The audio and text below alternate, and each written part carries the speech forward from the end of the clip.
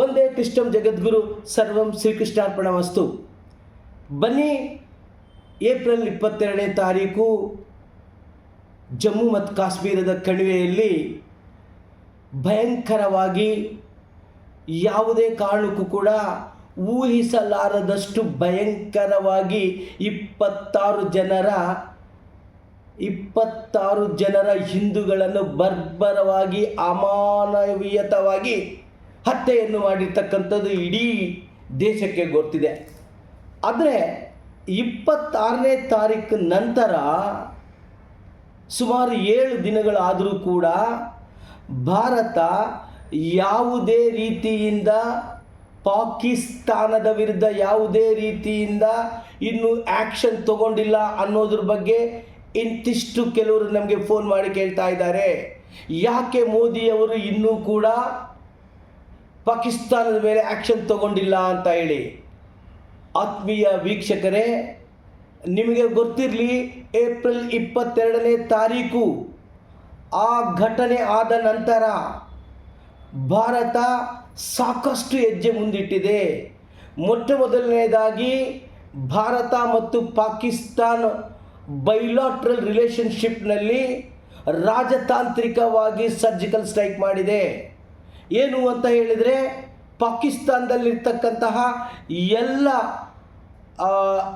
ಕಮಿಷನರೇಟ್ನಿಂದ ಎಲ್ಲರನ್ನು ಕೂಡ ವಾಪಸ್ ಬರೋದಕ್ಕೆ ಹೇಳಿದೆ. ಅಷ್ಟೇ ಅಲ್ಲ, ವಾಟರ್ ಸರ್ಜಿಕಲ್ ಸ್ಟ್ರೈಕ್ ಕೂಡ ಮಾಡಿದೆ.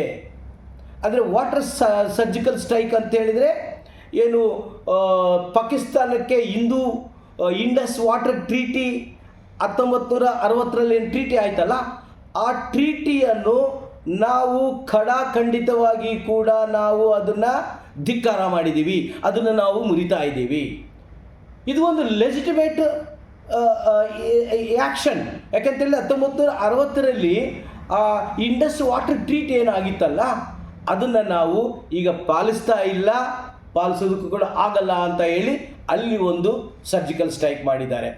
ಅಷ್ಟೇ ಅಲ್ಲ, ಪಾಕಿಸ್ತಾನದಿಂದ ಬಂದಿರತಕ್ಕಂತಹ ಭಾರತಕ್ಕೆ ಬಂದಿರತಕ್ಕಂತಹ ಸುಮಾರು 14 ಡಿಫ್ರೆಂಟ್ ವೀಸಾಗಳಿಗೆ ಮೇಲೆ ಬಂದಿರತಕ್ಕಂತಹ ಎಲ್ಲ ಪಾಕಿಸ್ತಾನರನ್ನು ದೇಶ ಬಿಟ್ಟು ತೊಲಗಬೇಕಂತೇಳಿ ಈಗಾಗಲೇ ಗೃಹ ಇಲಾಖೆ ಎಚ್ಚರಿಕೆಯನ್ನು ಕೊಟ್ಟಿದೆ. ಸುಮಾರು 14 ವೀಸಾಗಳಿರುತ್ತೆ.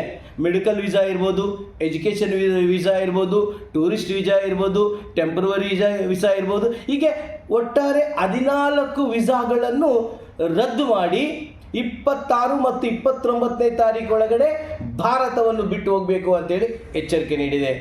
ಅಷ್ಟೇ ಅಲ್ಲ, 22ರ ನಂತರ ಯಾವ ಈ ಟೆರರಿಸ್ಟ್ಗಳಿದ್ರಲ್ಲ, ಆ ಟೆರರಿಸ್ಟ್ಗಳನ್ನು ಅವರಿಗೆ ಸಪೋರ್ಟ್ ಮಾಡಿರ್ತಕ್ಕಂತಹ, ನಿಜಕ್ಕೂ ಹೇಳಬೇಕು ಅಂತ ಹೇಳಿದರೆ, ಪಾಕಿಸ್ತಾನದಿಂದ ನಮಗೆ ಭಯ ಇಲ್ಲ, ಚೈನಾದಿಂದ ನಮಗೆ ಭಯ ಇಲ್ಲ, ಆದರೆ ಒಳಗಡೆ ಇರ್ತಕ್ಕಂಥ ಟೆರರಿಸ್ಟ್ಗಳ ಮೇಲೆ ನಮಗೆ ಆತಂಕ ಆಗ್ತಾ ಇದೆ.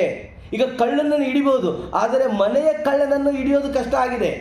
ಆದರೂ ಕೂಡ ಏಪ್ರಿಲ್ 28ರ ನಂತರ ಈ ಘಟನೆ ಆದ ನಂತರ ಆ ಟೆರರಿಸ್ಟ್ಗಳಿಗೆ, ಆ ಪಾಕಿಸ್ತಾನದ ಟೆರರಿಸ್ಟ್ಗಳಿಗೆ, ಯಾರು ಇಲ್ಲಿ ಲೋಕಲ್ ಅನಂತ್ನಾಗ್ ಇರ್ಬೋದು, ಪೆಹಲ್ಗಾವ್ನಲ್ಲಿರ್ಬೋದು, ಜಮ್ಮು ಕಾಶ್ಮೀರಲ್ಲಿರ್ಬೋದು, ಯಾರು ಅವ್ರಿಗೆ ಮನೆಗಳನ್ನು ಕೊಡೋದು, ಅವ್ರಿಗೆ ಸಹಕಾರವನ್ನು ಮಾಡೋದಿದೆಯಲ್ಲ, ಅವರ ಮನೆಗಳನ್ನು ಸುಮಾರು 10-11 ಮನೆಗಳನ್ನು ಭಾರತೀಯ ಸೇನೆ ಮತ್ತು ಲೋಕಲ್ ಪೊಲೀಸ್ ಅವರ ಮನೆಗಳ ಧ್ವಂಸ ಮಾಡಿದೆ. ಅಷ್ಟೇ ಅಲ್ಲ, ಈಗಾಗಲೇ ಭಾರತಕ್ಕೆ ನೀರನ್ನು ಬಿಡುವುದು ಬಂದು ಮಾಡಿರೋದ್ರಿಂದ, ಪಾಕಿಸ್ತಾನಕ್ಕೆ ನೀರನ್ನು ಬಿಡೋದು ಬಂದು ಮಾಡಿರೋದ್ರಿಂದ ಪಾಕಿಸ್ತಾನ ವಿಲ ಒದ್ದಾಡ್ತಾ ಇದೆ. ಯಾಕಂತೇಳಿದರೆ, ಇಂಡಸ್ ವಾಟರ್ ಟ್ರೀಟಿಯಿಂದ ಸುಮಾರು 80-85% ನೀರು ಪಾಕಿಸ್ತಾನಕ್ಕೆ ಹೋಗುತ್ತೆ, POKಗೆ ಹೋಗುತ್ತೆ, ಪಾಕಿಸ್ತಾನಕ್ಕೆ ಹೋಗುತ್ತೆ. ಪಾಕಿಸ್ತಾನದ ಅಗ್ರಿಕಲ್ಚರ್ ಇಂಡಸ್ಟ್ರಿ ಮತ್ತು ಮೆರೈನ್ಗೆ ಸಂಬಂಧಪಟ್ಟಿರ್ತಕ್ಕಂಥದ್ದು ಕೇವಲ ಇಂಡಸ್ ವಾಟರ್ ಟ್ರೀಟಿಯಿಂದ ಬರ್ತಾ ಇದೆ. ಇವತ್ತು ನಿಜಕ್ಕೂ ಕೂಡ ಪಾಕಿಸ್ತಾನ ಒಂದು ಹನಿ ಕುಡಿಯೋದಕ್ಕೂ ನೀರು ಇಲ್ಲದ ಹಾಗೆ ವಿಲ ಒದ್ದಾಡುತ್ತೆ. ಅಂತಹ ಒಂದು ರಿಯಾಕ್ಷನ್ನು ಮೋದಿಯವರು ಕೊಡ್ತಾ ಇದ್ದಾರೆ.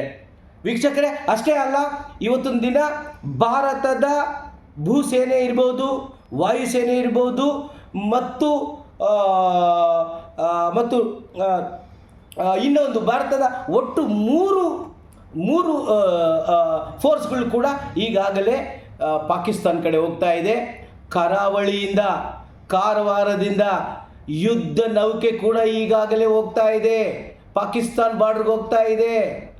ಈಗಾಗಲೇ ಅಮೇರಿಕಾ ಮತ್ತು ಇನ್ನೂ ಒಂದು ನಮ್ಮ ಇಂಪಾರ್ಟೆಂಟು ರಾಷ್ಟ್ರ ಆಗಿರ್ತಕ್ಕಂಥವ್ರು ಅವರು ಕೂಡ ಈಗಾಗಲೇ ಯುದ್ಧ ವಿಮಾನಗಳು ಕಳಿಸ್ತಾ ಇದ್ದಾರೆ.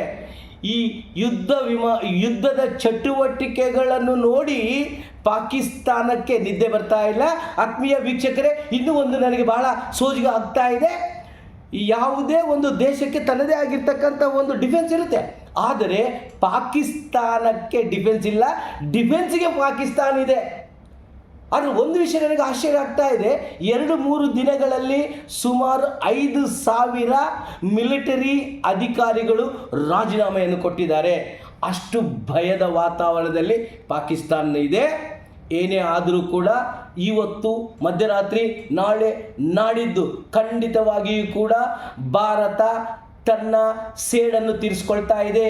ಯಾವ ರೀತಿ 2017ರಲ್ಲಿ ಆಯಿತು ಸರ್ಜಿಕಲ್ ಸ್ಟ್ರೈಕು, ಪುಲ್ವಾಮಾ ಅಟ್ಯಾಕ್ ಆದ ನಂತರ ಅದರ ಸೇಡನ್ನು ತೀರಿಸ್ಕೊಳ್ತಲ್ಲ, ಅದಕ್ಕಿಂತ ಡಬಲ್ ಸೇಡನ್ನು ತೀರಿಸ್ಕೊಳ್ತಾ ಇದೆ.